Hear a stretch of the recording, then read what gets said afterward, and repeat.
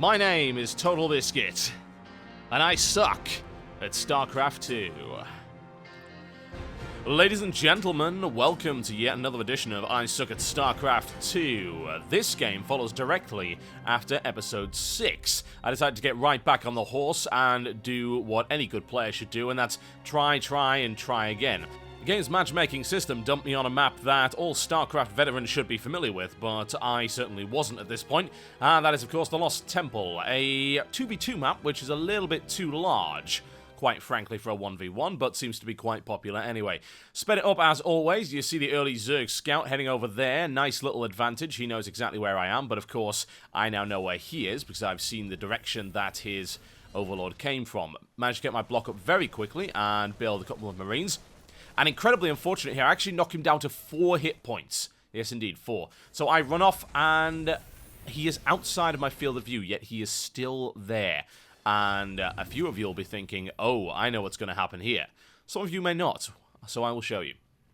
Now, in the meantime, he's busy upgrading relatively early, and he's already got a Roach Warren. These rather dangerous units are a counter to an awful lot of early game stuff.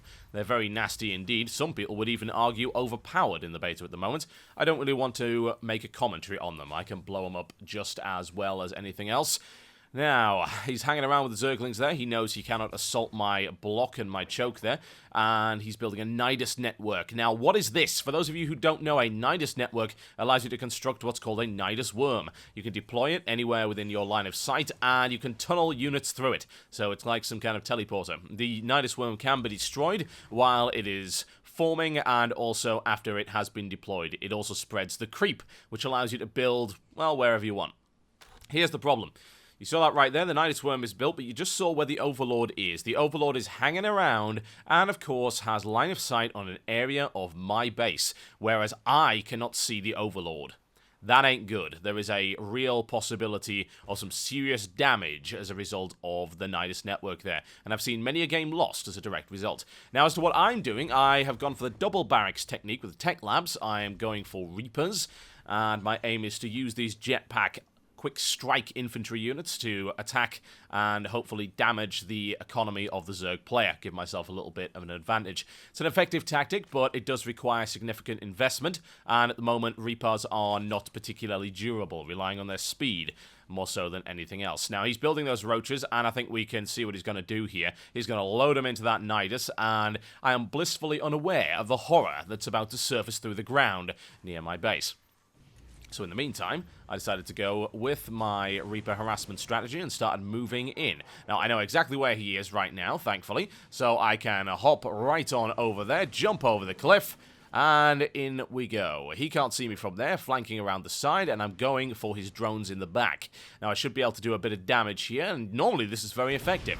So I get a couple of bombs off on his refinery there, decided to turn around, destroy his refinery, try and do some damage to his economy. To be honest, I should have gone for the drones rather than done that. And he's brought his roaches in there, and unfortunately my Reapers are no match. Running away and losing several of those rather expensive units as I go. Down to a man, and does it escape? No, it doesn't. Very expensive loss there. Yet still, the Overlord hangs in wait. And the question is, when is that Nidus network going to drop on us? Now, having lost a good chunk of units there, I was holding back a little bit. And you can see there's his view. He's got view just on the edge there, and he can't see the rest of my base from there. But if you look at my view, I can't see the Overlord either.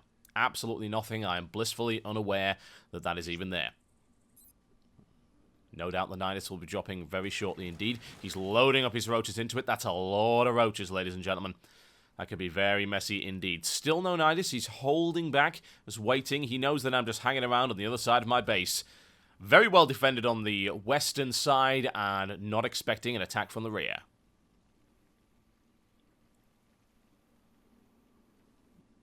And there's the deployment. Up goes the Nidus worm. A rather ugly little beastie.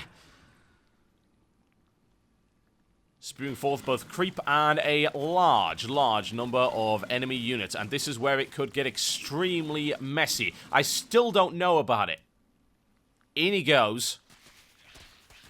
That's massive damage there to my economy, destroying those SCVs in short order. Now, I was building Marines and Marauders. This is a good, solid counter to Roaches. Those Marauders can slow them down, and because they are armored, do a massive amount of damage. So I'm able to separate them, eliminate the Roaches one by one. I take off my command center there to prevent any future damage, and the Marines deal with the Zerglings in short order. I've lost a lot of SCVs, but that doesn't mean that I'm down and out just yet.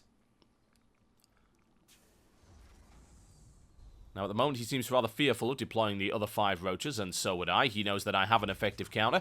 And I build my starport here, and my strategy is to build M and M and M. That's Marines, Marauders, and Medivacs. An extremely effective combination that's very difficult to kill and can deal with a variety of threats. I know he's got Roaches, which means I need more Marauders and plenty of Medivac support to deal with it. I spotted the Nidus Worm finally. I decided, right, that's quite enough of that.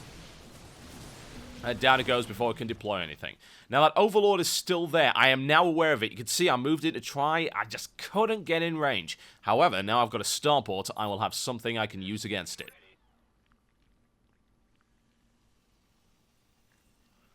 Now, I'm building some Medivacs, and I'm also going to build a Viking after that to deal with that Overlord.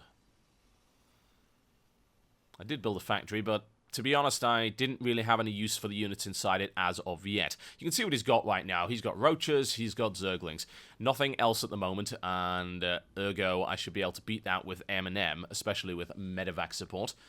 An alternative being I could have also picked up those units and dropped them on the other side of his base. He wouldn't have known the difference. Now, he's sending the Zerglings to harass my SCVs there. Managed to kill a few on my expansion, but I am able to load a few of them into the command center. To allow me to protect them. Delay them with a Marine as I send my force down the ramp in order to eliminate those Zerglings. So minimal damage done there. And what you will notice is that he still has not expanded. This is a mistake on my opponent's part. I now have the economic advantage even after suffering, indeed not 1 but 2 harassment attempts. Second Medivac out there, and the Viking is building. Now, he's got a Hydralisk Den, so he's going for those later game units, hoping to support. I would imagine that he has seen my aircraft, and he's looking for something that's got some anti-air capability. His Roaches and his Zerglings certainly do not have those. I'm finally deciding to try and shoot it down. Unfortunately, I do not have the missile upgrade, which means I'm slightly out of range. However, my Viking will not have such issues.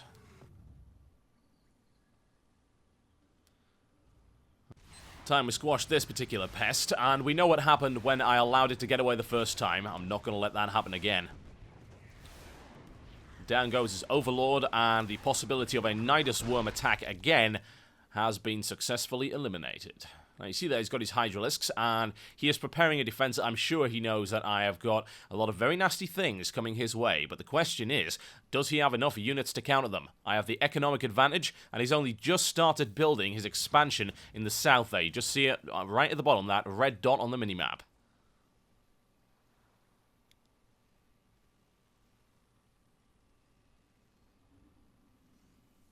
To be fair, I could have probably gone in now, but for the time being, hang around and make sure we've got a good enough force to go in. 27 Marines there, as well as a big fistful of Marauders. Some Medivac support. Now I'm finally moving in there, using those towers to scout around, see if we miss anything. No, nothing in range at the moment. And I managed to catch his Queen as it's going for the expansion. No extra larvae for you, mister. Time for the reckoning, ladies and gentlemen. I've got a good mixed force here, and he is sorely lacking in the economy department. Sending his Hydralisks there, but the Marines massed fire, focusing fire, down Hydralisks go very quickly indeed, taking a few casualties on my end, but at the end of the day, I outnumber those Hydralisks at least 3-1. In come the Roaches, but the Marauders will make short work of them. Down goes the Nidus, down goes his force, and ladies and gentlemen, my first ever placement win. Seems like such a long time ago now. Question is, what did my opponent do wrong? Well, his economy, quite frankly, was stagnating in comparison to mine. You can see my economy vastly superior there. I had a good mix, and he relied on this all-in strategy at the start of the game, the Nidus attack. He did not scout those Marines and Marauders. He did not know that I would be able to respond so quickly. And of course, those Marauders were very effective against the Roaches. But don't get me wrong, ladies and gentlemen, I still suck at StarCraft 2. I'll see you next time.